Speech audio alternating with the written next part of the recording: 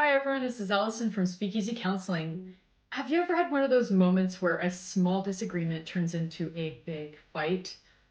We've all been there, but today I'm going to show you a super quick and easy way to rescue your relationship in just 5 minutes using something called a pause agreement. You never listen to me. Well, you're always complaining. Okay, time to hit the pause. The pause agreement is a simple tool that helps you take a break before things spiral out of control. So how does it work? Here's how you can rescue your relationship in just 5 minutes. Step 1, call for a pause. When things start getting heated, either one of you can say, pause. This is a signal that you need a timeout. No more arguing, no more fighting, just pause. Step 2, take a deep breath. Next, both of you take a few deep breaths to calm down.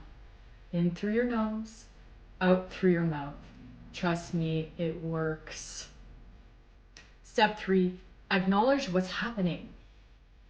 Quickly acknowledge what's going on. Something like, we're both upset right now and we need to cool off. Step 4, set a time to reconnect.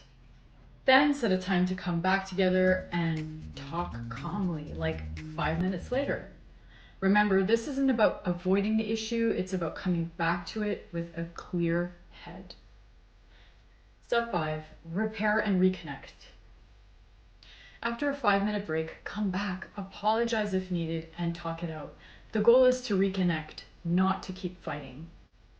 I'm sorry for getting frustrated earlier. Me too, let's figure this out together. And there you have it. This is a basic 5-minute relationship rescue using the pause agreement. It's all about hitting pause, taking a breath, and coming back stronger. Talking in a way that is about yourself and what was happening for you, and not about the other person. You never want to feel like you're coming back to the discussion pointing fingers, except if the fingers are pointing at you. So take ownership for your part in the trigger and really start working on developing that self-awareness and bridging the gap between you, your friend, or you and your partner.